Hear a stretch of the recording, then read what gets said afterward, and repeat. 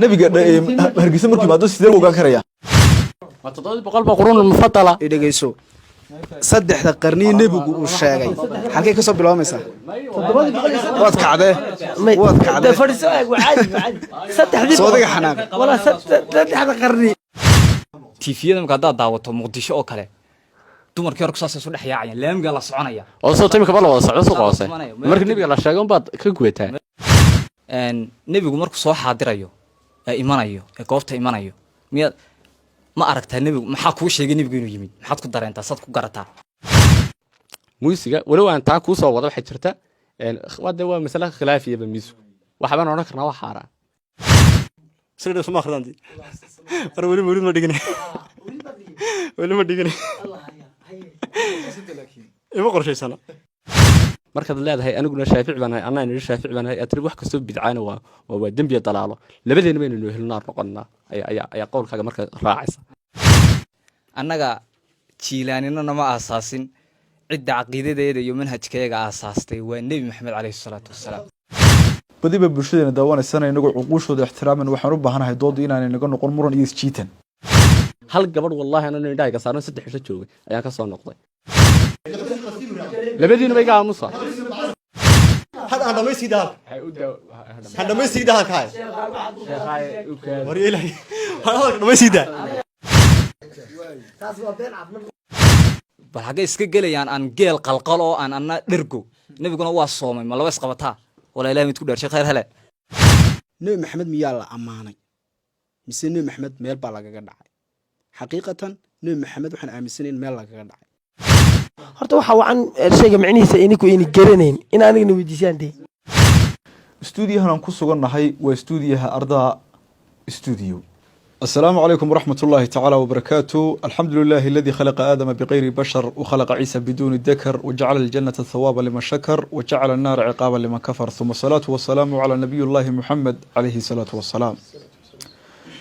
قسما بنور المصطفى وجماله لم يخلق الرحمن مثل صفاته البسك والكافور من عرق النبي والورد والياسمين من وجناته ألا تعلموا أن النبي محمدا أهل السماء والأرض في بركاته يا عاشقين محمدا وجماله صلوا عليه وسلموا تسليما اللهم صل على محمد عيسى المسيح رآه في إنجيله وكذا كليم رآه في توراته ندر عليا إذا وصلت مقامه لأمرق الخدين في عتباته وأقول لعينا انظري وتمتعي هذا رسول الله أشرف خلقه صلوا عليه وسلموا تسليما اللهم صل على محمد inta kadib daawadayaal ku soo dhawaada dood u dhaxaysa culimada qaadiriyada iyo salafiyiinta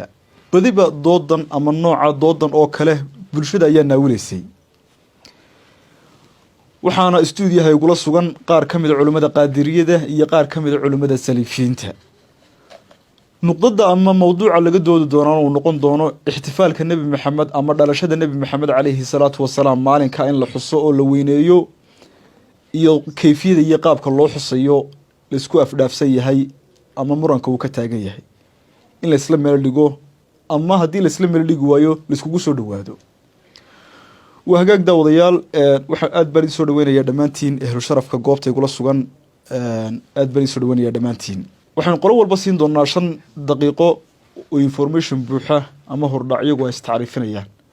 aan ku horeeyo Sheekh Xasan Badri iyo Maxamed Maxamuud Suufi oo matalaya culimada qaadiriyada الحمد لله ثناء لله والصلاة والسلام على أشرف الأنبياء والمرسلين خاتم الأنبياء والمرسلين وعلى آله وأصحابه ذوي الصدق واليقين أما بعد مركز كواد والسلام يا حضور كشرفت بدن ككوبان ورياشة قيمة له علماء شانو ككلات فردة يا علماء أن مثلينه إن كستان الرجل اللي يرى عن هايو علمادنا ay tahay soo jireenkiyo ay tahay maanta oo kale marka culimo alqaadiriya laga hadlayo culimo ahlu sunna laga hadlayo ay tahay inay matalaan rag naga waaweyn rag muuq iyo magac iyo soo jireena liana maxay yeelay dariiqada alqaadiriya waxa ay jirtay muassaskeedu ahaa Sheekh Abdul Qaadir al-Jilaani oo qaadiriya ay ku nisba sheeganaysa qaadiriya marka la leeyahay wuxuu ahaa sheekh carbeed laga wada masabkiisa iyo magaciisa laga wada marxaadka ay qaadiriya sheekh Soomaalida u taqaana sheekhuna waa Shariif Baghdadi oo Iraaqi aweeyaan taariikhdu 471 iyo markay ahayd qarnigii shanaad iyo qarnigii afraad iyo weeyaan ee hijriga qaadiriya horta bartaasay ka soo farcantay maanta in anagu aanu qaadiriye magaceedu matelayno waa ilaahay maadi horta oo waxa weeyaan jiilalkii soo kacayey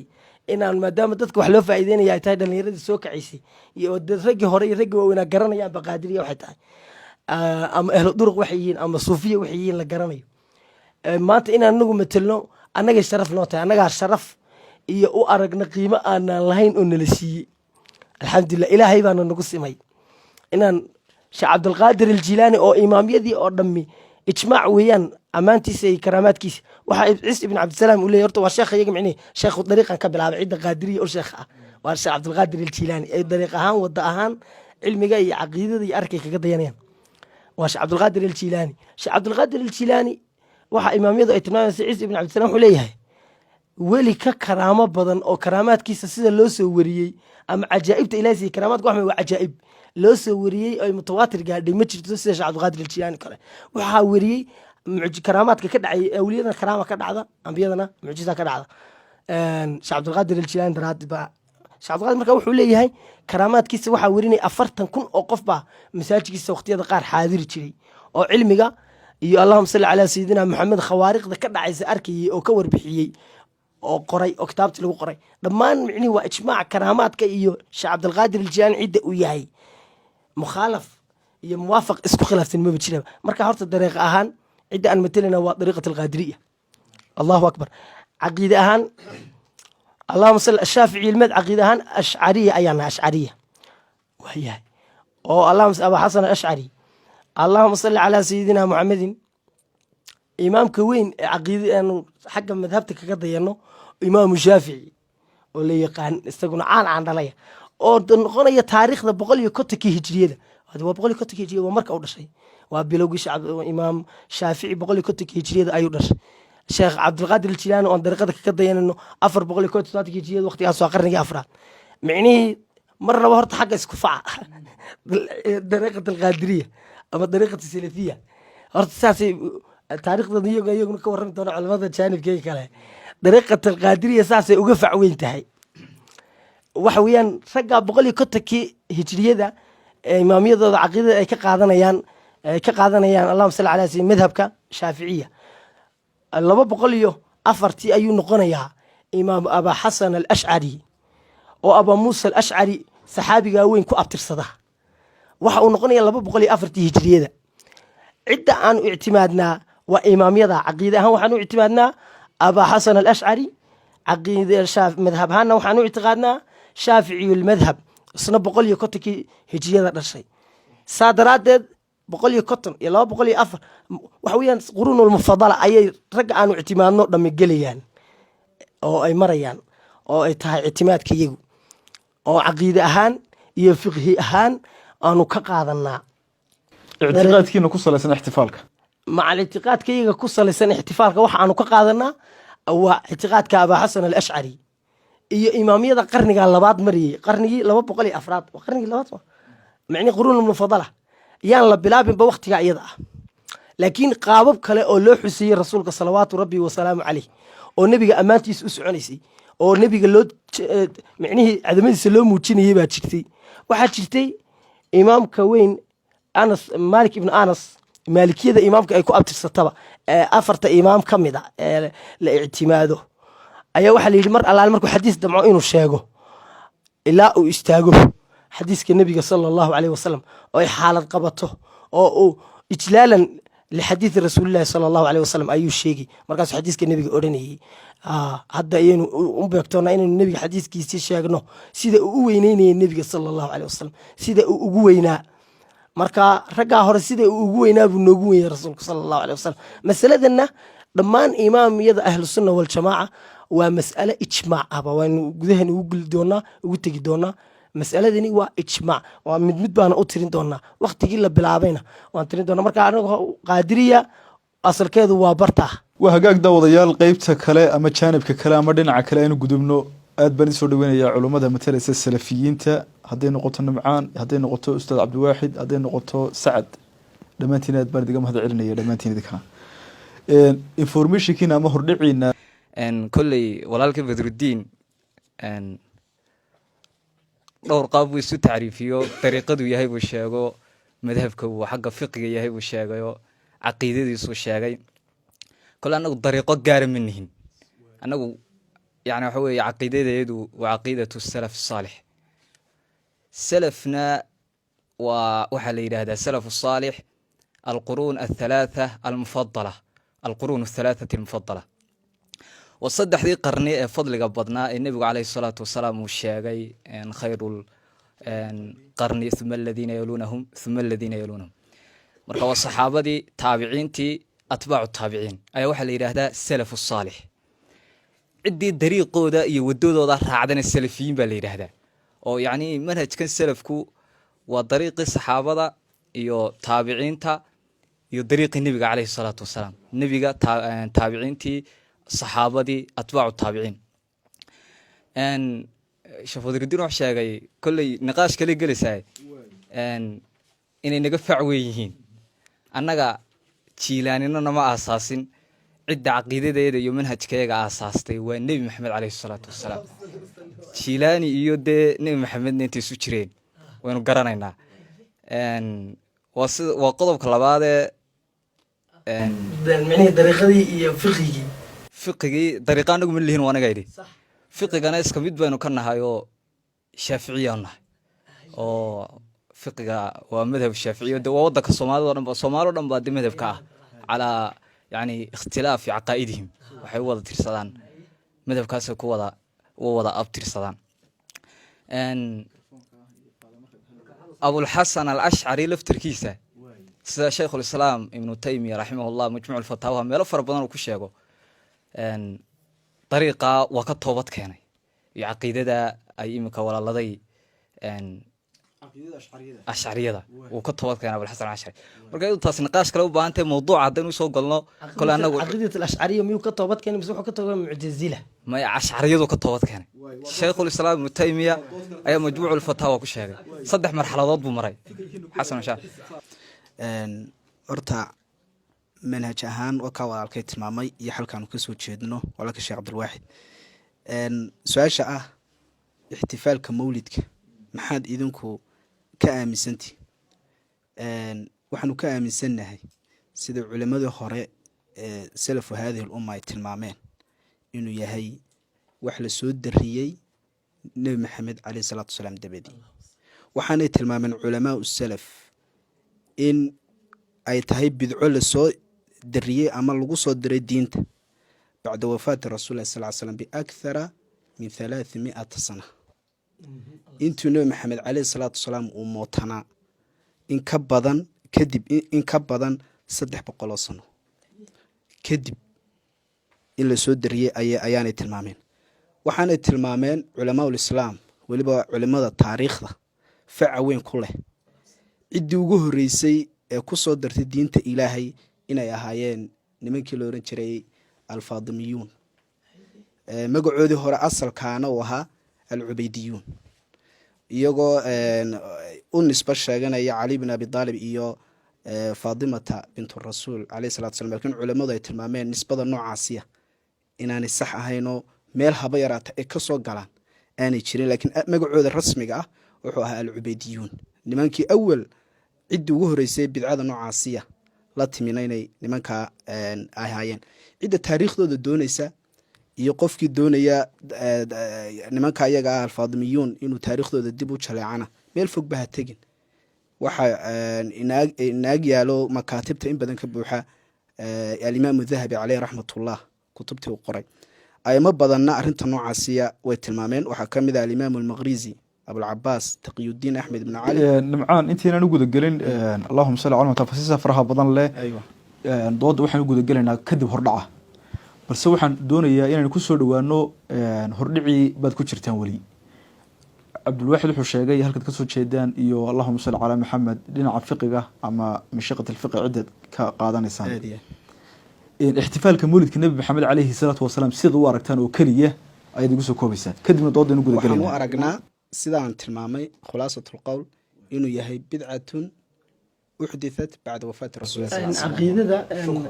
hal mid igu noqon caqiidada iyo dariiqada lagu 3 sheekh baan ka dhigso عقيدة ومذهبا عقيدة ومذهبا وطريقة. من تأخذ العقيدة ومن تأخذ يعني الطريق الذي يعني توصل العبادة عبادات كأمريسيد طريق الإحسان يعني طريق الصوفية عمرت قدر كستعاد وها عدة عتك هذا نسيت فقهي مركب فقهي شافعي المذهب أيضا سما لكن طريقة جونية أو الشيخ إحسان كيودد السلوك النفط الله مريو يسيرين تيا السلف كون لو وتين إن الشيخ جونية معنيه لهين كو إن كقطان تاه معنيه طريقة ده إن يسلهين اللهم صل على سيدنا ميدا كقطان طريقة ده يميدا كقطان عقيدة ده سيد أبو حسن الأشعري عن عقيدة دي سأنا وأنا عقيدة الأشعرية اللي يرادوا عن والله بدي بقول أفرتي هجرية ده معني قرونتي مفضلات أهيد أو معني دمان حتى مشايخنا اعتماد دمان كتابتها اجتماع intooda badan ay ku amaanayaan marka akhwaanada walaalaheen wax qodobka aynan sheeginba ay si duduub haddii sidaa duduubka ku dhaafiyaan iyo haddii ay fasirayaan oo ay mashaayikhdooda caqiidada sida sheekh maxamed ibn cabdilwahaab ama sheekh ibn taymiya oo kale dariiqatan ama mani ictiqaadan sheekh abu xasan ashcari ama sheekh cabdiqaadir oo kale cidda boosaskooda ugu jirta labada sheekh ayaan doonay waayahay intaynaan u gudagelin waxaan arrinka caqiidada wuxuu ku saabsan yahay waa dood mustaqila marka aad waxaan u baahanahay inaynu dul istaagno qodobka ay bulshadu inaga naawilayaan inay dhagahooda maqlaan qodobkaas oo ah ixtifaalka mawlidka nabi maxamed calayhi salaatu wasalaam iyo xawaaisha ku xeeran waayahay culimada salafiyiinta aad soo dhaweynaya mar labaad gudagala mawduuca oo ku soo dhawaada mawduuca ixtifaalka nabi maxamed iyo sababaha iyo adilada alleedii kuma banaana dhalashada nabi maxamed in loo xuso kayfiyadan loo xusayo sanadkan iyo sanadada soo socda iyo sanadadiina dhaafayba aad leedihiin ma banaana idinkoo adilo waadixa iyo axaadiis waxa weeyaan soo daliilinaya aayada qur-aanaba bulshadana ka dharginaya mawduuca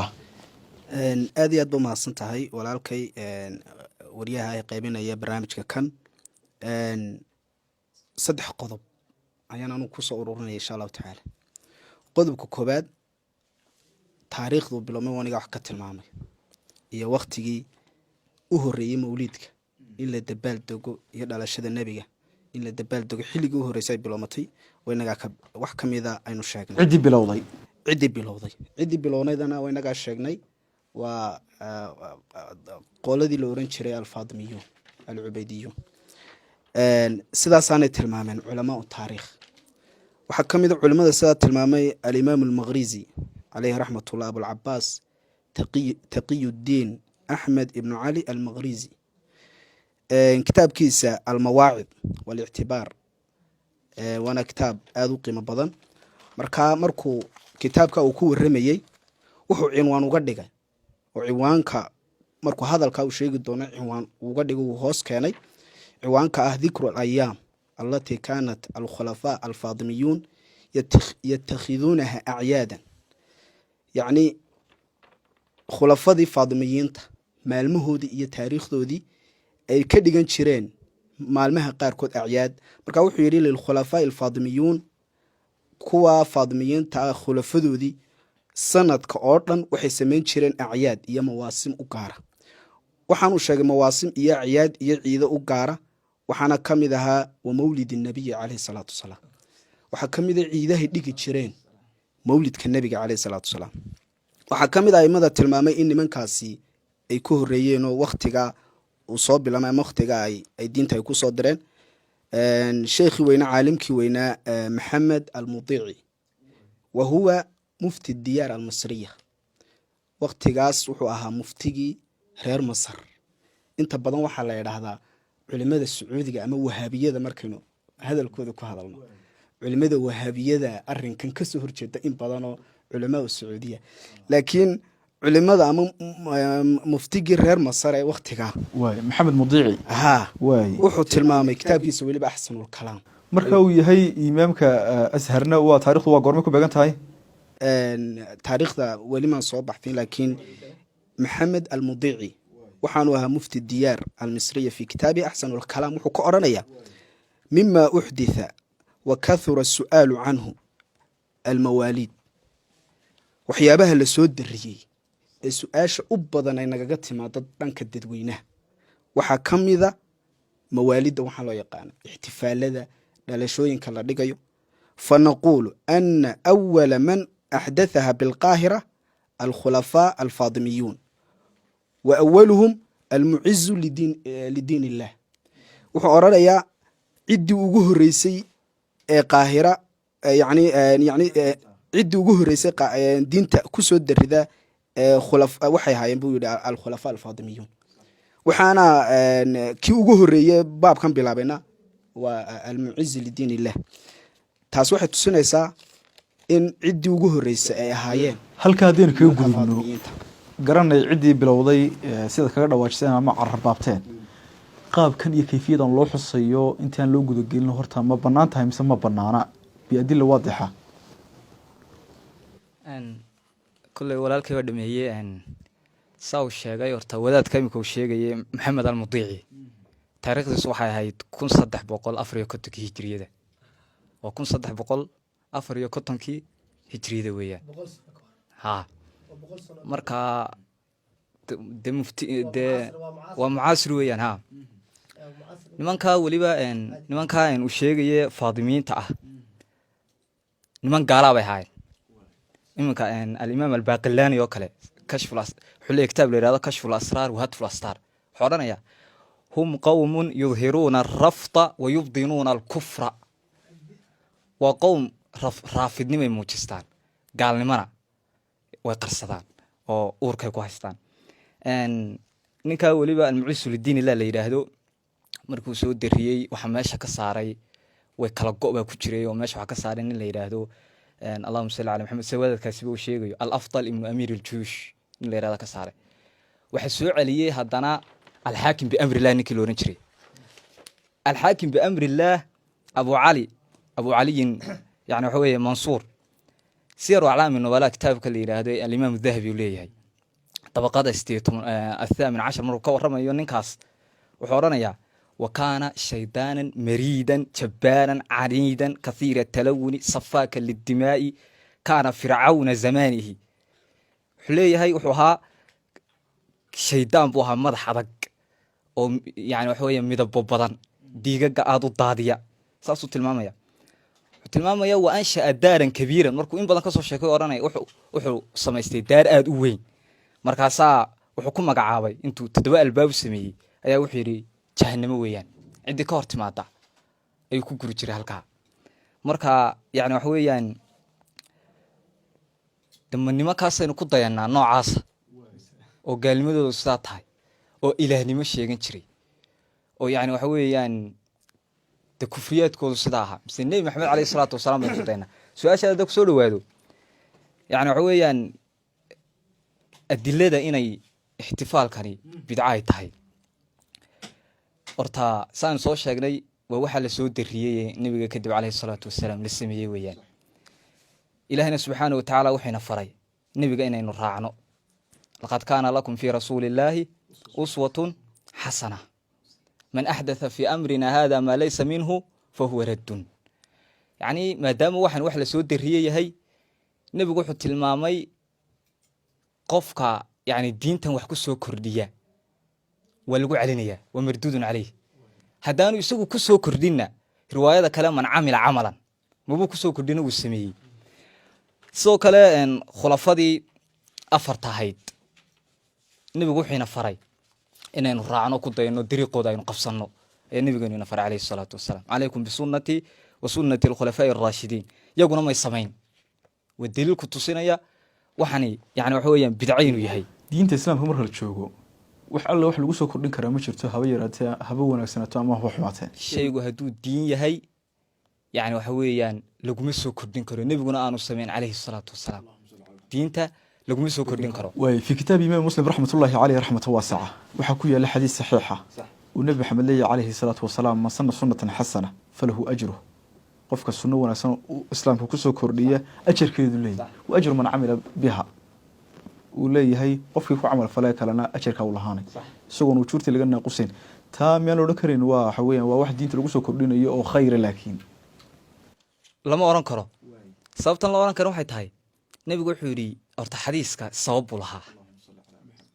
xadiisku sabab buu lahaa sunnada nebigu sheegayee leeyahay man sanna sunnatan xasana waa wax diinta asal ku leh oo dadkii lagu baraarujinayo xadiisku sabab buu lahaayo nebigu isagoo masaajidkiisa fadhiya ayaa qowm dhibaataysan usoo galeen nebigu wuxuu ka codsaday bilaal buu wuxuu faray inuu addimo salaaddii buu dadka tujiyey nebigu dadkii uu faray in yani waxa weeyaan wax la siiyo dadkii baahiyeysnaaye soo galay waa saxiix xadiiskaas markaasaa saxaabi baa soo kacay oo nebiga wax gacantiisa ka yani farabadatay oo aad u fara badan buu keenay way ku daydeen saxaabadii kalena ninkaas ficilku sameeyey ayay ku daydeen markaasaa wuxuu yidhi man sanna sunnatan xasana wa qodobka labaad riwaayo kalea jirta man axyaahaa ayuu nebigu alayhi salatu wasalaam riwaayo kale waa qofka nooleeya markaa dee mawliidkuna dee noolayn maaha dee oo nebigu mabuu samayn dee wuxuu sameeyey nebigu ama diinta ku sugan asal ku leh ayaa la nooleeyaa marka nebigu muu samayn baa la leeyahy muu samayn mawliidka calayhi salaatu wax wasalaam afcaasha ku jirta oo dhan sidee yani uu ka kooban yahay micni waxyaabuu ka kooban yahay cid samaysay oo wax ka mid a Ma nebigu inagu xusitaan maxaynu naqaanaa xusitaan waxaa la yidhahdaa nooleynta lafteeda shay yani nooleynta lafteeda afcaasha mawliidka oo dhan micni afcaasha mawliidka oo dhan totally wax uu nebigu sameeyey ama saxaabadu sameeyeen ama ay atbaacu taabiciin sameeyeen ama ijmaacu uu isla ogolaa ama qur-aan iyo xadiis leh oo afcaasha mawliidka lagu sameeyo ka mid ah oo aan horey u jir micnihii mama jirto miyaad leedahay micnihi oo nebigu sameeyey saxaabadu sameeyeen taabiciintu sameeyeen ma jirto nebigu ma samayn afcaalsha yani waxa ixtifaalka la sameeyo oo oo dhan dhan haa sax kaa maya hay halkaa hay u dhuubi sheekh ilaahay kharabsi ma horta hay u dhuubi afcaashaad samaysaan dee salliga kala saara adigu dee horta masalliga nebiga masalliga nebiga eeg adiga laftarkaagu waxaa jirta waxaa tirahday waxaan muxuu ahaa waa bidca oo bidcanimada mawliidka marka wax kasta oo bidca lagu soo darsiyo diinta oo gadaal ka yimaado dhan waa dalaalo sida diinta taala nabi maxamed alayhi salatu wasalaam markuu dhintay kadib waqtigii cumar bin khadaab ay marayso khilaafadu ayaa waxaa dhacday in taraawiixda uu sameeyey sayidina cumar markuu sameeyey wuxuu adeegsaday kullu bidca wa dalaala sooma wada qabno marka wuxuu sameeyey sayidina cumar salaaddii taraawiixda dabeete markuu salaaddii sameeyey buu idhaahday tanaa ugu yacni faa'iide iyo nimco badan bidcooyinka ereygii bidco hadda dul saaray salaaddii taraawiixda maxay laakiin uu ka dhigay in wax xasana oo wanaagsan ay tahay halka waxay ka dhansanayeen in bidca loo qaybiyo laba qaybood qayb ay noqonayso markaa imaam cusdiin bin cabdisalaamna sa aada looga soo wariyay kutubtiisa ku qoran waxa weeyaan inuu 5 qaybood u qaybin jiray bidcada oo wixii wax lagu kalifayay ee shanta ahaa axkaamtii qaadanayeen ayuu imaam cusdiin bin cabdisalaam maray oo leedahay xataa waajib leedahay oo maxaa ka mid ah waajibka bidcada waxaa ka mid ah in qur-aankii la qoro waa wax xifdiye qur-aankii bay ahayd waxaa ka mid ah xadiiska in la qoro xadiiska xarakooyinkiisii in la diwaan geliyo oo musxafka oo kadhakada kaga qoran tahay inuu cusmaani yahay waqtiga cusmaan baana sidaa loo dhigay marka markaynu lilaahi u wada hadalno aynu ka baxna muxuu ahaa inaynu muxuu ahaa qolaba qolada kala weerarto waxa meesha taala inuu ereygiina adeegsaday sayidina cumar oo uu nebigu yidhahda waxaan idinka tegay sunnadayda iyo khulafadayda ayaa sameeyey sidoo kale waxaa jirta xadiiska qofka bilowda camal wuxuu leeyahay ajarkiisa ajarka qofka ku camal fala isagoon kiina laga nusqaaminayno hadeer inoo sheegay inaku marka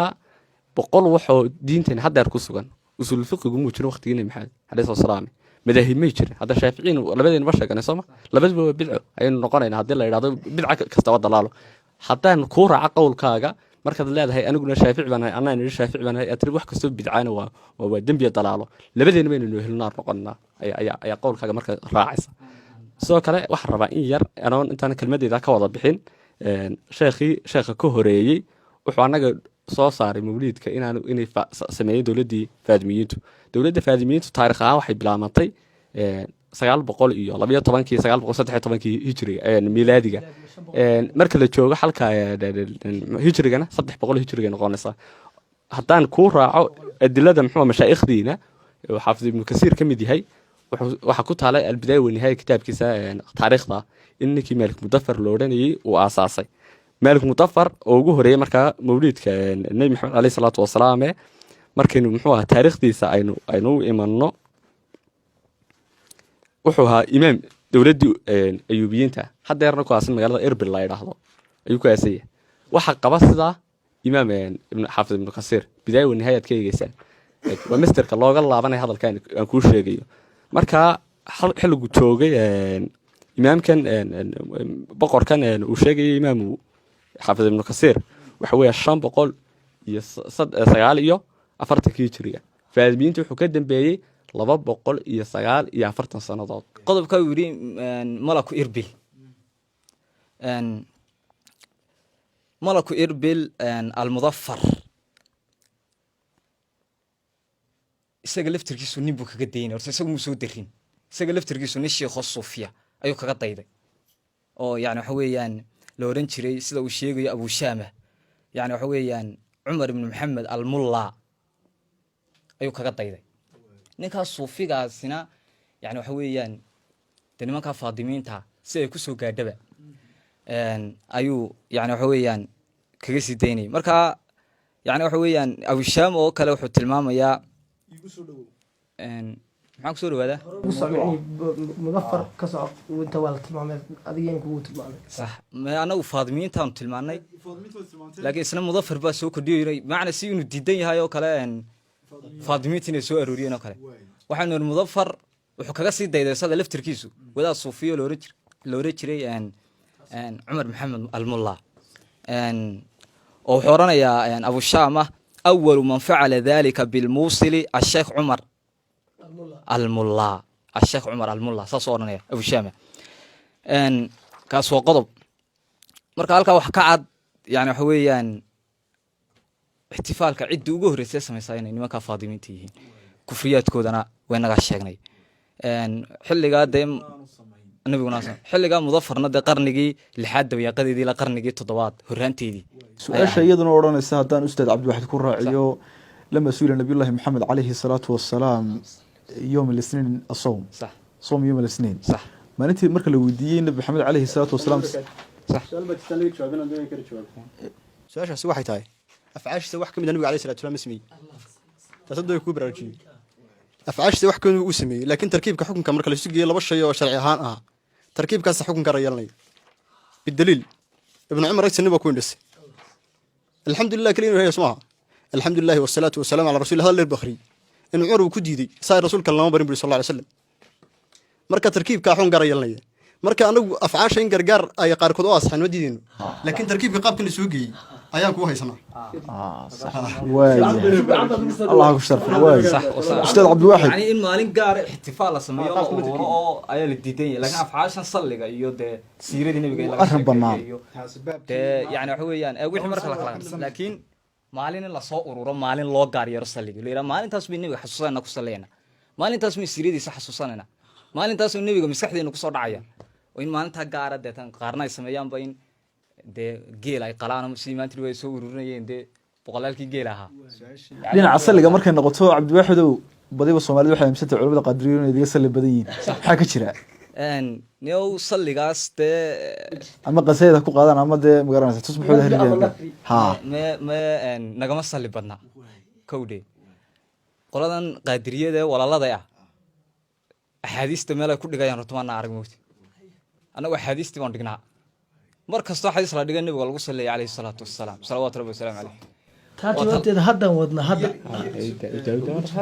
su-aalaha ii qora kadib waxaan rabnaa markaa inay iyaguna si dood inoogu qurux badnaato salliga nebiga dee nebiga annagu mar walba ku sallinay calayhi salaatu wasalaam salliga ma diidani maxalu nisaaca marka hore qodobka hadalku hadduu inaga baaho mushkilad moogti maxalu nisaaca muhima yani qodobka laga doodayo waa maalinta la ururayo salli maaha maalintaas isniinteeda weydiisaa jirtaa nebigu wuu soomay walaalow ilaahay caqli buu ina siiyey maalintaa nebigu calayhi salaatu wasalaam uu soomay oo ta 3 cilo 3 sababood baa nebigu u soomay salawaatu rabbi wasalaamu caleyh waa in la soo diray waa inuu dhashay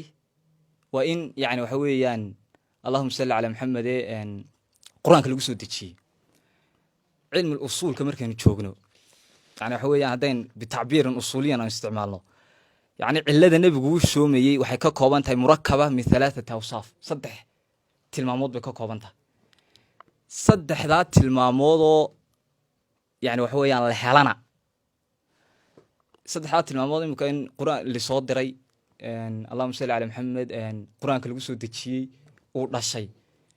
12 rabiical kuma wada dhawoobayso saddexdaas waxay ku wada dhawoobaysaa maalin isniina uun oo saddexdaas sababood xagay isugu iman karaan ku kulmi karaan dee maalin isniina uun somaa dee 12 rabiical nabiga quraan laguma soo dejinay lamana soo dirin 12 rabiical marka ciladaas waxay ku kulmaysaa maalin isniina kaas waa qodob haddaynu raahno waa soomay nebigii waa u dabaaldegay dee maad soontid oo soonka nebigu ku gaabsaday bal xaggay iska gelayaan aan geel qalqal oo aan anna dhergo nebiguna waa soomay ma laba isqabataa walaa ilahay mid ku dhaarshay khayr hele ma laba isqabataa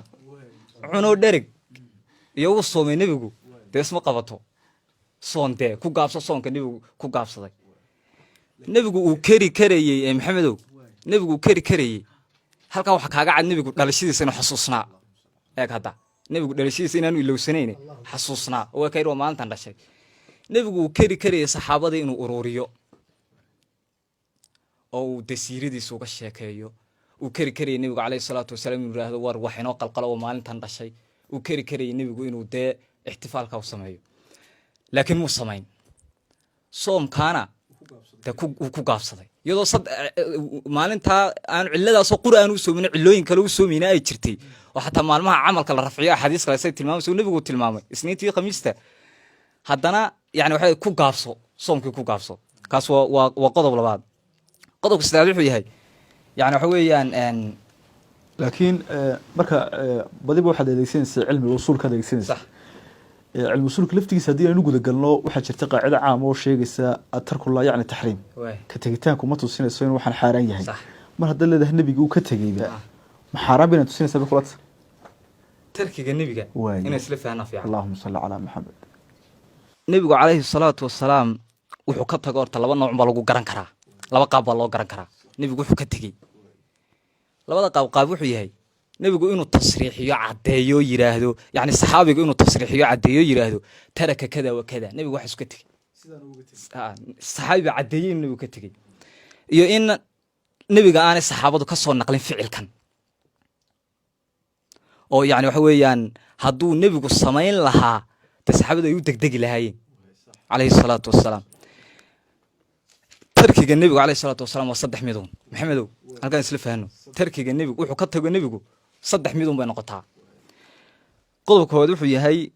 nebigu ficilkan inuu ka tago shaygan filki samayntiisa inuu ka tago sababtu uga tagena ay tahay yani waxa weeyaan wax keensanaya in la sameeyaan meesha oolin sabab keensanaysa ficilkan in la sameeyo meesha ma taalo nebiguna waa ka tegey taasi sunno maaha in laga tago yani waxa weeyaan ka labaadin wuxuu yahay sababtu way joogtaa eeg marka hore maxaynu nidhi ficilka nebigu inuu sameeyo wax keensanayay ma jirto muqtada keensanayay sabab keensanaysay ma jirto sunno noqon maayo tarkigaas qodobka labaad waxa weeyaan mee sababtii baa joogta laakiin maanic baa diidayey meesha yaalla yani waxa weeye sababtii an yatruka sal allahu alayh wasalam alficla maca wujuudi almuqtadi lah bisababi qiyaamin maanicin yamnacu min ficlih nebigu ficilkan waa ka tegey laakiin meesha waxa yaalla maanic baa yaalla u diidaya nebigu inuu sameeyo sida taraawiixdoo kale sida qur-aanka la ururiyo oo kale qur-aanka maanica diidaya muxuu ahaa waxyigaa soo degayey qur-aan miyaa la ururin karay ila marba aayad baa soo degayso waxyigaa nebiga ku socda alayhi salaatu wasalaam marka laga imaado qur-aanka aan dhameeyo walaa horta khayr hel aan dhameeyo qodobka saddexaad wuxuu yahay yani waxa weeyaan nebigu ficilkii inuu ka tago muqtadii ficilkan keensanayey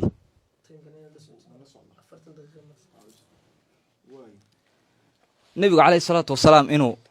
inuu ficilka ka tago muqtadihii meesha keensanayey meesha waa joogaa laakiin nebiga maxaa u diiday baynu nidhi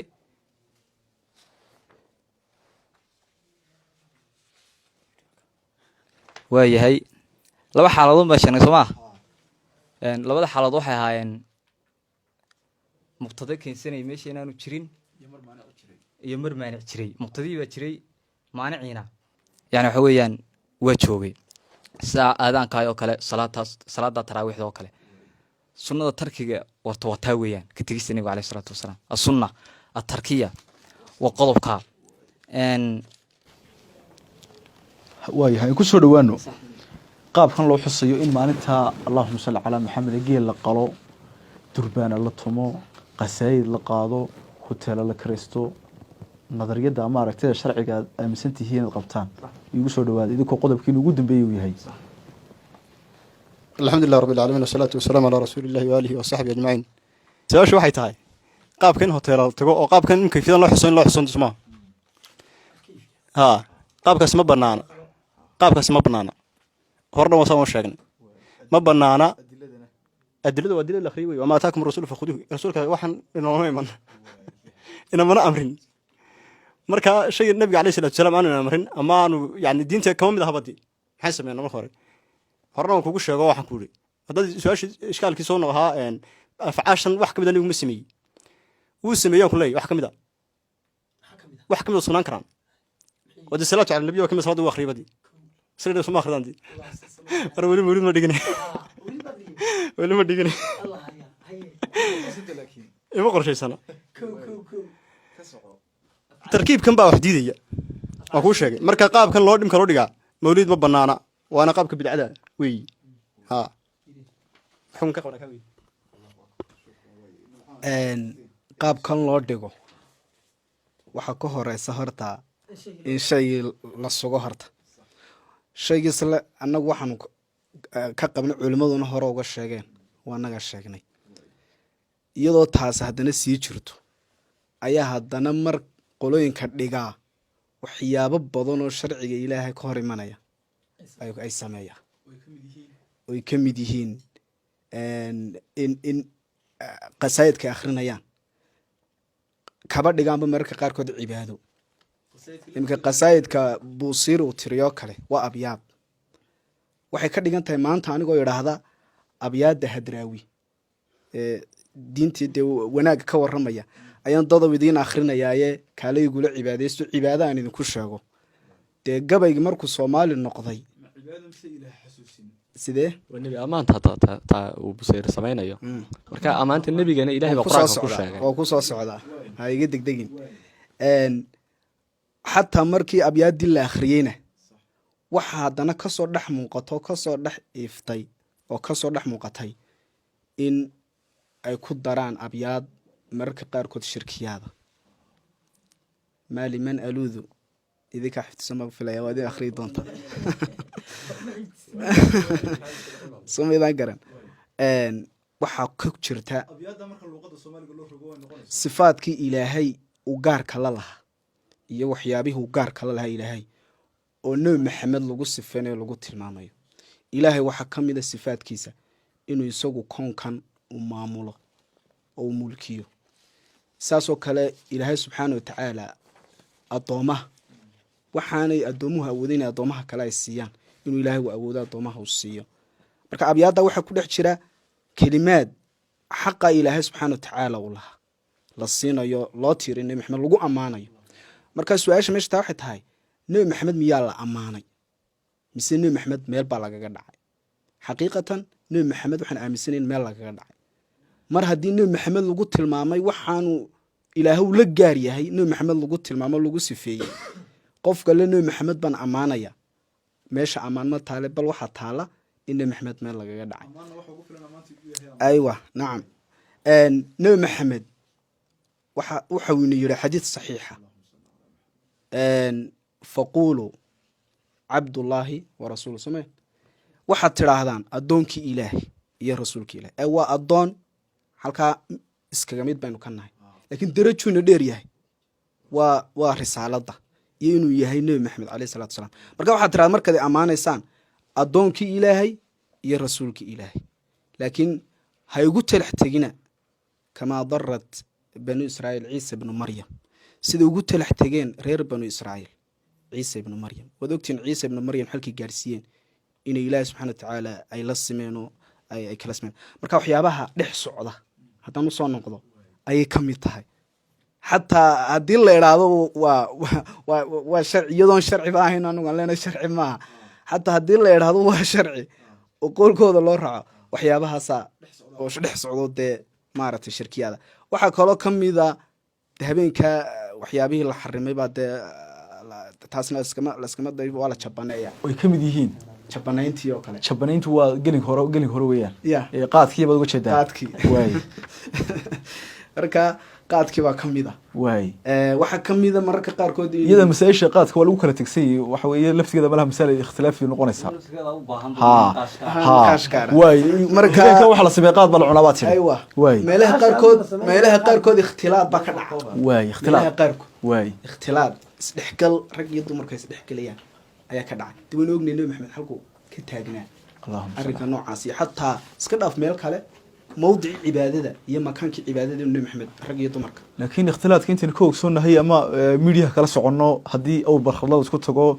deegaan bay dumarku tagaan deegaanna raggaa taga laiskuma dhowaado masaafo dheerna waa u jiraan meelo kale hadday noqotana allahuma salli calaa maxamed waa lagu kala tegsan yaho meelo la odhan karo sida xaflaadka miidiyaha usoo gala way soo galaan ma heli karana talow ikhtilaadkaas ku meelaha dhacayo aad sheegtay tiri ikhtilaadka mararka qaar kama dhaco waa waxaan oran karnaa haddii jirtaba waa naadir laakiin inta maaragtay meelaha qaarkood ka jirta aynu oran karno ka jirta ayaa badan. marka waxay ka mid tahay arrintaasi Ha. waxyaabaha أم رأيتم أم سمعتم dhex socda. اللي واحد تعبان أستاذ. ولد كمان قيد قليل waayahay ولد المولد ما in yar ustaad in yar ustaad لكن أعماش marka casri baa la gaaro de tvya jira howdhe adiga laftarkaagu sheekh badrudiin markaad maraad ixtifaal ka qaybgeysa qiso aad sheegtay baa jirtay mogta qisadaa laftarkeedana iska wareysano waan jeclaan lahaayo gabadhii nabiga ku riyootay ee weliba kristanka ahayd kowdhe taa laftarkeedu in wax la iska weydiiyo ma noqon mayso ixtifaalka bay ka mid tahay aan taa usoo noqono walaal bal horta waxa isweydiin mudan waxyaabahay yani waxay sameeyaan iminkoo kale waa intaa waa qodobka walaalo markay u dabaaldegaan oo kale waxay dhahdaan nebigiibaa soo xaadiraya aynu soo dhoweyno nebiga caleyhi salaatu wasalaam waa nebigii dhintay de ayaa imanaya saa marxaban ya marxaban ya marxaban جد الحسين مرحبا يا نبي سلام عليك يا رسول سلام عليك نبي سود وين نبي سود إن رحمنا يا ويان عليه الصلاة والسلام waxay kala akhriyaan wax kamida mawlid almanawi imko kale kitaabkan la yiraahdo والكائنات لأجل المصطفى خلقت دنيا وأخرى جميعا من ملاحته هو أول الخلق سر العالمين به كذا جميع البرايا من بدايته لولاه ما أوجد الله الوجود ولا قد كان ما كان إلا من كرامته مثل الحلي أنا العبد الدليل وأنت جاه يعني حويا وأنت جاه أنا في العالمين سواك مالي عدان أديك هاي بمالي نبيو كورهنتا أنا يا مصطفى كثرت ذنوبي ذنوب تيدوا فربضتك وأرجو العفو عن مولى الموالي نبي كان كرهدين يا عفس والله ليالو من نبي بعد دم دافع محمدو مس إلهي يا وأرجو العفو من مولى الموالي. من هو مولى الموالي؟ دوا ده مصطفى وكان يدي مولى الموالي هذا هو مصطفى. ما لا فسر أيام سوي كذا شيء أنا يا مصطفى كثر الذنوب وأرجو العفو في مولى الموالي أو يسوي وجهي ده مول الموال اللي هي دم بدافع سوايو ده إلههم بالله رنكره مولى الموالي إلهي ده طبعا إلهي والله إلهي وين يدقسو ما تنم كم اللي حتى بس أنا بهالله مولى الموالي وحين معنيه هرت وحوا عن شيء معنيه سإنكوا إن جورني إن أنا نوديسان دي شيء معنيه سأقرن إنسان مول الموالي بقى كلمة قبس موتي حق الضم بهذا الكراعين أيا فسرية موتي حلو فكن في فكن بي شفيعا الله حديث الشفاعة هل تعلم هاي النبي يقول شو هذا النبي شفيع maxaa ku sii socod maxaa la sii socod wala is dhigasano fakun bi shafiican ya mustafana imka markuu shafiic wa'awnan fil muhimmat thiqali waxayna waxaasoo dhammeeyeen qiyaamihii ahayn rasuulka mooye cid kale oo waqtigaa shafeecaysa ama dembi qof kasta dembigiisa ambiyada waxay tahay culus ma hortaan ku weydiin maxay ha oran ma badrudiin oo dhageyso horey tadmo wala islaam yiri sugan badrudiin oo dhageyso arrimaha culus arrimaha culus maxay yihiin inaad igu kaalmayso waa kuwe ayaan yani waxa weeyaan Arrimada culus waa kuwa. weydiisanaya horta wixii xadiis wixii aan abyada wixii abyada anaga macnaheeda eegag luuduu bihi eeg maxay leeyihin luuduu bihi magan gala nebiga eeg luuduu bihi nebiga magan gala calayhi salaatu wasalaam uma quumuu sala allahu calayhi eegagda muxuu leeyahy luuduu bihi uma quumuu sala allahu calayh dama nebigu nebiga miyaad magan gelaysa markaad luuduu bihi leedahay ambiyadu waa magan gelisay may qiyaamo ka hadli maayo ninkan ninkan adduunyuu jooga ma qiyaamuu tegey sax waxaad weydiisaa ixtifaalkan ay samaynayaan mawliidkan ay samaynayaan maxay idinku daliila waa qodob agana waxaan weydiisay waxaan noo daliila inaan diidanay suma bal iyaga maxaa u daliila inay ixtifaalkan iyo maalintan ay banaysanayaan qodob baynu dul istaageynaa Qodobkaa ka mikrofonkana ha iga fogaanin Sax. waaye maxaa ka jira horta in xilligii faadimiyiinta mawliidkan la bilaabay calayhi salaatu wasalaam dowladda faadimiinta mawliidka aasaastay waxaan sheegnay horta maalik mudafar waa inkastoo ka jawaabteen balse waxaan sheegaynaa lacalla haddii xataa faadimiinta aynu u raacna inay sameeyeen shayga wanaaga haddiiba cid lagu arko oo ma looga tegi karaya cidda xumaanta ay samaysa darteed nebigu madiine wuxuu yimaada iyadoo yuhuudi ay muxuu ahaa xusayaan maalinkii cashuura muxuu yidhi annagaa idinkaga xaq mudan faadimiinta xataa haddii maanta sameeyeen oo lale iyagaa sameeyey oo taarikh ahaan lagu cadaynayaba waxaan leenahay iyaga oo sameeyey baa haddana anagu aan uga mudan oo nuga horeyna siduu nebi maxamed ba alayhi salaatu wasalaam cashuuro uu yidhi yuhuudda idinkan annaga idinka mudan nebi muuse markaa taas horta daliil maba noqonayso faadimiinta sameeyey mawliidka oo raafida ha waxaynu imanaynaa kitaabka imaamu shaafici sida laga soo guuriyey oo uu ka soo guurinayay bayhaqi iyo ibn casaakir kitaabkiisa taariikhu dimashq iyo manaaqibka shaaficiya oo qoray bayhaqi marka waxa weeye juska labaad safxadda 711 iyo ibn casaakir kitaabkiisa taariikhu dimashq majalada 11 safxadda 317 gabi buu ka soo guurinaya imaam shaafici waa mid aad u jecel ahlulbeytka rasuulka dabeet waxa lagu tuumay inuu saayna leeyahay raafida iyo shiica iyo howlahaas aad ku jirtaan ay yidhahdeen maadaama ahlulbeytka nebiga jecel yahay shaafici raafidadaa jecel waa raafidi shaafici markaasuu yidhaahday uu jawaabaya dadkii haddaan raafido ku noqonayay buu yidhahday xubbi aali maxamed jacaylka aalka nebi maxamed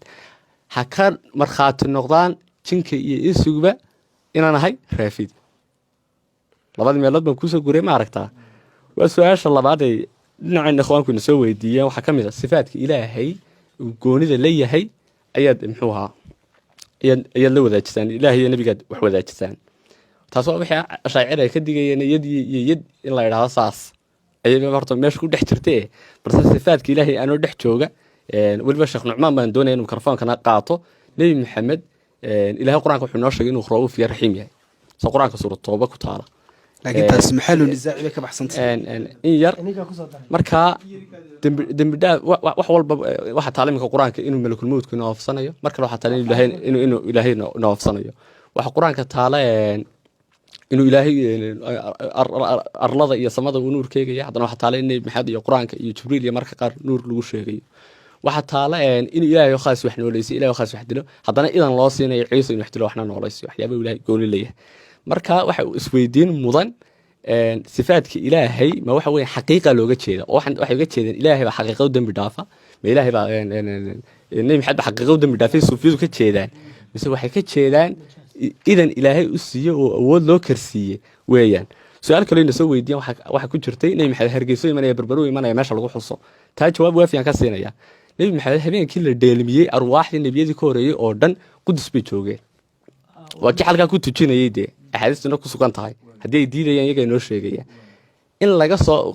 qofku markuu dhintay kadib arwaaxdiisa lagu arki karo koonka korkeega ama samaawaadka lagu arki karo meeluu diinta ma ku sugan tahay ha mise maya haddaad mayay leedihiin inta xadiisan halkan in ugu qoran baynu akhriyi halka lagu sheegay masaadirtooda inu sheegi dabeeto markaas muxuu ahaa marka nebigu soo gaari karaya agagaarka hargeysiyo haddiiba nebiyadii ka horeeyey in yar haynu isdhegeysano markay waqtigeygii maraysaa haddiiba nebi maxamed alai sala slam ambiyadii ka horeysay koonka korkiisa lagu arkay iyagoo ka intiqaalay oo ka rexlooday maxaa nebi maxamed u diidaya ma nebi maxamed iyagaa ka fadli badnaa hadday saa tahay haye ma nebi maxamed awoodda ilahay ma siin karayo haye bal waxaad ku diidaysa idinkaa keeni doona ta kale marka xagga waxa ka muuqata wax majaas la yidhaa iyo wax xaqiiqay la yidhaa inay jirto ilaahay ba xaqiiqa nafta qaada ilaahay wax nooleeyay ilaahay ba dambi dhaafa ya xaqiiq waa inta waa xaqiiqo majaasna nabi ba soo nooleeyay kareedo iyada la siiyay waliba waxaan qaban kara nabi maxamed baa kan samayn kara nabi maxamed baa roob fiican raxiim noqonaya waa in majaasi xaqiiqa la kala barto haddii la diiday majaasi xaqiiqana quraanka hadda 100 meelood ku sugan tahay in yar han dhamaysan su'aalaha soo weydiiseen su'aalaha waxa ku jirtay inaad maalinka mawlidka xoolo qashaan xoolaha in la qalo oo waliba cid lagu xaso oo saqdaqa loo bixiyo diinta ma ku sugan tahay hadda hadeer website-ka ibn Baas dhex gashaan waxa taala in xadiiska uu nabi maxamed cali sallallahu alayhi wasallam khadiija ku siyaaran jiray xoolaha ugu qali jiray ee xadiiska garabka xoolaha ka haray inuu muttafiq yahay darajadiisa hadeer baara waa xigta muxuu ahaa ikhtilaadka dhex gelaya rag iyo dumarka hargeysa markaynu joogno 13 mawlid baa lagu qabtay hargeysa 2010 baa la bilaabay hal mawlid xafladda mawlidka maansoor laguma wada qaban rag iyo dumar ma jirto ururadan qoliyaha naga soo horjeeda marka la imaado ansaar sunna oo kale maansoor rag iyo dumarku koona hala kala fadhiyo laakiin hal hool baa lagu qabanay mawlidkana wali mawlidka may dhicin in hal hool lagu qabto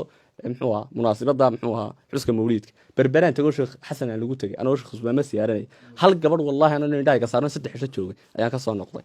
halkii ku taaleeyada iyaga inoo sheegaya qaadkan yeelay isaguna maalinka mawlidka qaad baa la cunaa baa tiraadeen oo dhaleecan noqonaysa mawlidka nabiga caalamul islaam Indonesia laga xusaa Malaysia laga xusaa Masar baa laga xusaa Turki baa laga xusaa dhulalkaas oo dhan qaadku ma gaadho haddaad leedahay Soomaalida caado u qaadka cunta waa mabda gaadhoon kaga jawaabi oo dood loo iclaansanay qaadka haddii la leeyahay mawlidka xumaantiisa waxa kamid ah qaadka la cuno sheekh waxa ka rabnaa jaamicul ashar iyo suuriya iyo dimashq caasimadeeda tahay ciraaq baqdaad lagu dhigay iyo yaman walow qaadka iyada laga cuno balse waxa ka hadlaynaa wadamada qaadka laga cunin daruq suufiya iyo dadka mawlidka taabacsan ay joogaan qaadka laga cuno xagu yaalahay keenaa haddayna jirin mawlidka dhaleecan noqon mayso way mawlidku dhaleecan uga dhigay su'aal baa jirtay Nucmaan weyna weydiinayay oo ahayd salafka ayaa waxay soo guuriyeen cajaladana dib loo dhageysto salafka waxay soo guuriyeen in faadimiinta ay sameeyeen xiska mawlidka horta salafku halku ka bilaama halkuusa ku dhamaada taariikh ahaan haddaan ku raaco culimadina waxa ooli jirta cajaladana dib loo dhageysto waxay taali jirtay nabigu ma sameeyay asxaabtina ma sameeyay nabigu muu sameeyay mawlidka laga hadlaya nabigu muu sameeyay khulafadii ma sameeyay asxaabtii ma sameeyay salafkii ma sameeyay taabiciintii iyo taabiciintii dhamaan salafkiinta la isku oranay ma sameeyay dawladii faadimiinta sameeyay oo culimada waaweyn oo umaliga kamid yihiin jaanibkiina ay sheegeen su'aashu waxay tahay salafka uu sheegay sheekhu uu leeyahay faadimiinta waayo taa raba nabi maxamed hal meel oo yaa maxamed lagu raahday ya bal hala sheeg mar walba yaa rasuul ya rasuul ya nabi ya ayuha nabi ya ayuha rasuul ayaa quraankii taala marka قصايد waxa ku amaanay marka xasaan min thabit darajada wuxuu ku gaaray waa amaanta nabi maxamed ina billaah عليك waxa ku dhow Abu Bakar Siddiq radiyallahu anhu meel aan ku mutaysan inuu mumbarka koro oo waliba amar nabi ku koro ayu xasan ayu ku koray muusiga walaw aan taa ku soo wada waxa jirta wada waa mas'ala khilaafiya bamiisu waxa baan oran karnaa wax xaraan inaga culimada xarimisa raaceen waxaan oran karnaa wax xalaal baan inuu ayiidaya shakhsiyan walaw haba yaraadaan adillada ay haysataa disala leey laakiin waa mas'ala khilaafi wax ay qaadiriyana gaar ugu suntan tahay maaha wax ashaacira ku suntan tahayna maaha waa wax madhaba oo mas'ala muxuu ahaa waxa weeye fiqh khusaysa diintuna waa saddexdaas shay mid walba gaarkayga ayuu nabi maxamed bayna ka suganta cilmi laga soo saaray maqaamul ihsaan tasawuf laga soo saaray fiqiga wax laga soo saaray madaahib ahlu sunna marka la joogo afar aqeedadana waa halkan ragan ku kala duwan oo ama de maxamed bin abdaba ay ictimaadaan ama inuu taymiyaha ictimaadaan laakiin anaga ciidan ictimaadayna waan sheegnay وانا كرر شيغنا ابن حسن ابي حسن الاشعري بان طابعسنahay mawlidkana su'aalaha inuu ka weydiinay salafka isku gay qabasiya 300 joogay yiraahdii faadimiinta sameeyay hada waa salafka cajaladana way duuban tahay iyo muxuu ahaa salafkii ma sameeyay oo waqti ma yaqaan wax mawlid la yiraahdo isku gay qabasiya labadaba ay ka suganta Allahumma salli ala Muhammad ta amaanta nabiga ana dul taagan oo ka dhaqaaqaynin waxa raba waxa weeyaan Allahumma salli ala sayyidina Muhammad nabi Muhammad amaantiisa maadaama ay sugan tahay waa in la wada sameeyo wali ma aanu arag jaanibkan kale madaxay nabiga ku amaaneen reer Madiina nabiga amaanay Sayyid Xajar al-Asqalani soo guurinayo nabi Muhammad shucara gabaya gaarab la kacb nusay baan tuscaad inta laagta iyagu waa garanayaan way noo sheegi haday dafirayaan way noo sheegi ha saxiixul muslim bay ku taalay miyaynu ka jarnaa quraankay ku taala ilaahay muxuu dhaaday markuu shucaradii dhaleeceeyay kuwa ilaahay rumeeyey ee caal fiican sameeyey una gargaaray gargaarka maxaa tafaasiirtu ay muxuu ahaa ku sheegeen waxay ku sheegeen waxa weeyaan allahuma salli calaa maxamed inuu yahay madxigii lagu gargaarayay diinta ya oo inuu mararka qaar nabiga odhanayay waa kuwa ina soocay u jawaab oo kor mimbarka muxuu raggii taabacsanaa qasaa'idka inagoo weli dul taagan hadday abyaad diidayaan ay ka mid tahay buusiiri idinku jaanibkiina bal hal nin oo nebi maxamed shicir ku ammaano la wada yaqaano buusiiri ummadoo dhan buu kaga socnaay inoo keena bilaa calaak haddaad diideenna nagala dooda waxaa buusiiri imaam buusiiri burdihiisa iyo hamsiyadiisa iyo qasaa'idkiisa ku taala wuxuu idhaahday way noqon weyday shareecadii ilahay see nagu camal falayba waa intiinaan gudbin su-aasha aynu weydiinayno waxaan u baahanahay abyaaddii ay keeneen waxa weeyaan abyaaddii in aynu tafsiirno idinka oo sidaad ka aaminsantihin bal u tafsiiraya barow walaal waxaan ku weydiinayaa barnaamijka haddar waxaynu u qabanay mawliidka sooma xuska mawliidka haddaaban masalan wayna dhacdaa rag baa fuqahaa oo wax diidaya ayaaba sameeyey mawliidka in ama xoola u qalaan ama inta isku imaadaan siirada nebiga ka wada sheekeeyaan marka wax lagu dhaleecayn karqaad iyo qasaa'id ereyaas ka mid rag baban buusiiri aan kaba qaadin muxuu ahaa maxfaladay sameeyaan marka imaam buusiiri masaa'ilku ka hadlay hadday istiqaaso tahay hadday tawasul tahay hadday weynaynta iyo tacdiimintu gaarsiinaya akramal khalqi iyo abyaadaas ay ka mid tahay hadday aqsamtu bilqamari ay ka mid tahay dhammaantood adilay leeyihi ya kutub 4 majalad iyo 6 majalad oo ka badan oo maktabadu saxaaba hadda riyaala ayaa soo helaysaan waxaad helaysaan culimadii diinta ee inaga horreysay waxaan nooga cilmiga badnayd waxyaaba ay qabteen mid baa jirta ay lahaayeen bidcada halka bidcada markaynu joogno bidca maxaa la yidhaahdaa waxay u kala saareen luuqad iyo muxuu istilaax luuqatan iyo istilaaxan sooma haddaynu idin raacna tiina kullu bidca markaad lahaydeen ma hadalka waxaa jira wax cumuum loo idhaahdo si guud iraadadan laga jeedo qayb ka mid a balaaqada luuqadda carabiga ku suganta in shay korka laga wada xuso iyadoo qayb ka mida la sheegayo qur-aanka waxaa taala ka dhowrsada nafiyina suuratulbaqara weeyaan ya ka dhowrsada nafihina naar xaabada laga shada ay tahay dhagaxaan iyo dad marka la idhaahdo yaa ka mid a dadkii awliyaa ka mid a ambiyaa ka mid a ehlullah iyo saalixiin kalaa ka mid a kuwaas may ku jiraan waa maya maxaa laga jeedaa qayb ka mid a haddaan qayb markaa maxaa la xusay magaca guud oo cid walba ku sugantay oo nebiye ka mid yahay laakiin cid gaara laga jeedo mushrikiinta iyo kufaarta laga jeeda ciddii mutaysatay in la cadaaba ayaa laga jeeda maxaa kaloo qur-aanka sugan meelo kale oo ciida ka badan oo wax korka laga sheegay axaadiisteena taalaa xadiiska kulli bidca ka mid a su-aal ayaa meesha ii taala axaadiistu kutub bay ku qoray hadday tahay saxiixulbukhaari iyo saxiixulmuslim iyo dhammaan saasay ku qoray waqtigii saxaabada ma jirta in axaadiis la diwaan geliyo hadday arrintaan halkaa ka dhaqaaqima raba inay nooga jawaabaan culimadeenu axaadiista in la diwaan geliyo oo la qoro oo darajaad loo sameeyo diinta may ku taalaa oo mutawaatir iyo axaad iyo saxiix bukhaari iyo daciif xataa in la qoro oo la qoro diinta may ku taalaa waayahay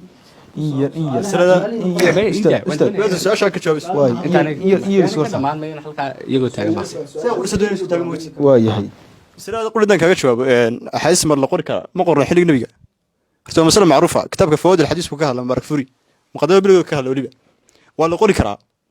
xilligii saxaabadana waa la qori jiray cabdillahi bin cawn caas baa ka mid ah abu hore wuxuu leeyahy xadiiska si uu qori jirna ma qori jirin qoraan ba meesha yaala soma haddi in la diwaan geliyo kitaab laga dhigo la idhaa horta qoritaan baa weydiisid haye halka lama gurguro mooti diwaangelin baa ku weydiiyey xadiis way sugnayd saxaabo loo qora baa jirtay xadiiska taasina waa kuu daliil in qaabkan loo sii jamciyo miya in qaabkan mutawaatir iyo axaad daciif saxiix qoritaanka asal baa leedahay mooti qaab dameed xadiis iyo saxiix taas waa saxiix ku xiran qoritaanka ma qosto mooti in qaabkan loo sii jamciyo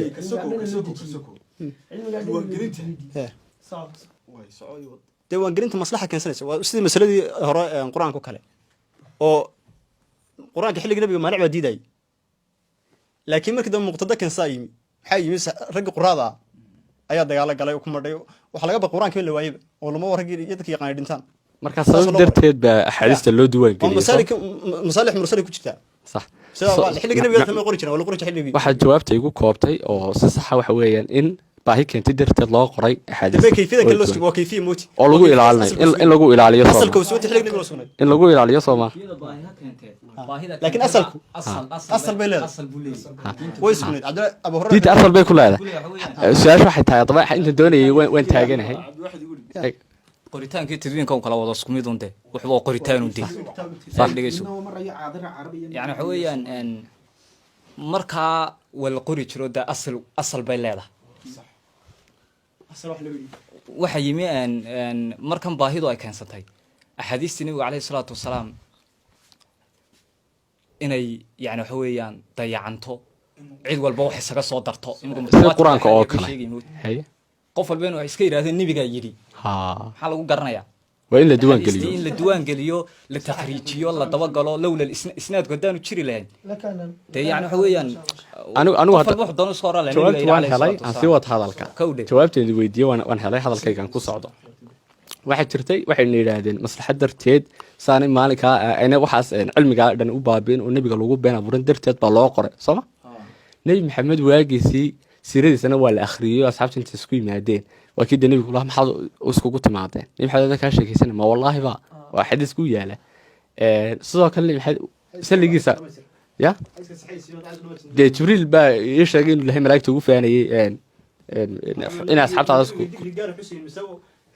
halkaas su'aalka weydiiyey saxaabadaas ma nabiga iyo xusayeen oo mawliid bay wadeen qaabka dadka wadaan mawliid ma waan wadaa mise dikrigi bay wadeen dikri May, dikriga hadii la wado ka sheekeyntiisa. buyutulaad la kala may waan kuu soo wadaa walaal de walaal waan kuu soo wadaa ma is dhegeysana wajhi istilaalka doonay fahmo waan rabaa okay waxay raggaas maalin may ahayn maalin gooniya may ahayn taariikhdeedina lamaba hayo laakiin waa laynoo soo guuriyey xadiiska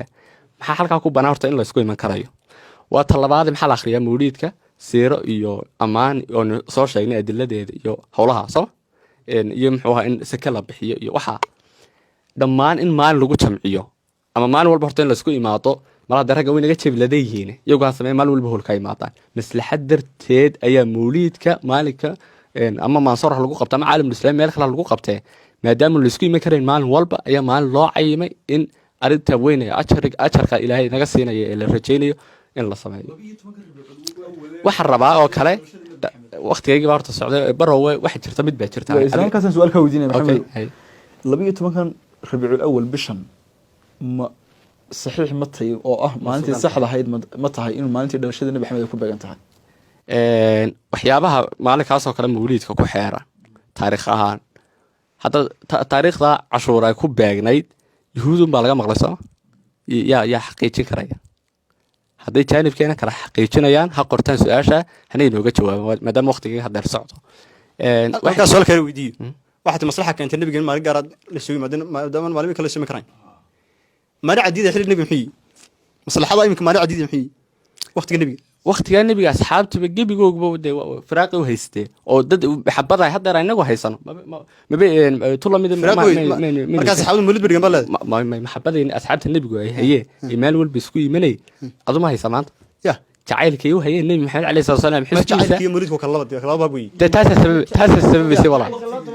ha ka jawaabo jacaylkii mawlidku kala laba han kaaga jawaabo digri in la sameeyo ma diidayo nabiga la jeclaa ma diidayo laakiin mawlid baan ka hadlaya mawlid maslaxa keentay maalin gaar la dhiso maslaxadda keentay qaabkay tahay iweydii taale tahay weydii maslaxadda keentay qaabkay tahay weydii adii sheegta haay haa maslaxa marka tiri maslaxadda waxay taan kuu sheegay su-aasha intii nooga jawaabayeen su-aasheena noo weydiino si uu biyur uga jawaabo ay su'aasha qole laga wareega mahamud hay maxabada iyo mawliidka waa in la kala saaro ha in la kala saaro maxabada iyo saliga ma diidin baa culimadaydaas maani caasabduna marka dad tira xilligaasi mashaayikhda waxaan idin leeyahay konton minid baad haysateen su-aalaha markaad i weydiisaan ay jawaabteena faana u baahanay jawaabteena faan oo kugu noqda hadalkay ha haye maani ay sheeg maslaxadda keentay ee waqtigaana diidaysaan kuu sheegaya asxaabta nebi maxamed alayhi salaam horta deegaankiina wada joogan wayna inaga maxabo badnaayeen maalin walbana xuskiisa iyagu way ku guda jireen way dhigayeen laakiin intay samaynayeen khayr iyo acmaal iyo fadli ay lahaayeen waxaynu gaari karayna maaha haddaynu taa isla qirno darteed waxaan leenahay maadaama intaasoo acmaalo wanaagsan oo ay ka mid tahay amaanta iyo siirada iyo sadaqada iyo howlahaas aynu maalinkaa aynu ku kulmin su-aalna waan weydiinayaa midhmidha inaynu samayno waxay noo diidaya kuu sheegaya maanta waxaad samaysaa jamacee ay asxaabtaasi sameeyeen hal xabo oo jamacu nebiga dartiinta iskugu timaada tale nebigaanu ka sheekaynaynay ay kutub siiraayo meel lagu dhigan ma midowda inay fahmo mawlid ma dhigan bay la qabsan saxaabadu asxaabtu mawlid may dhigin saxaabadu mawlid bay dhigan ba leedahay marka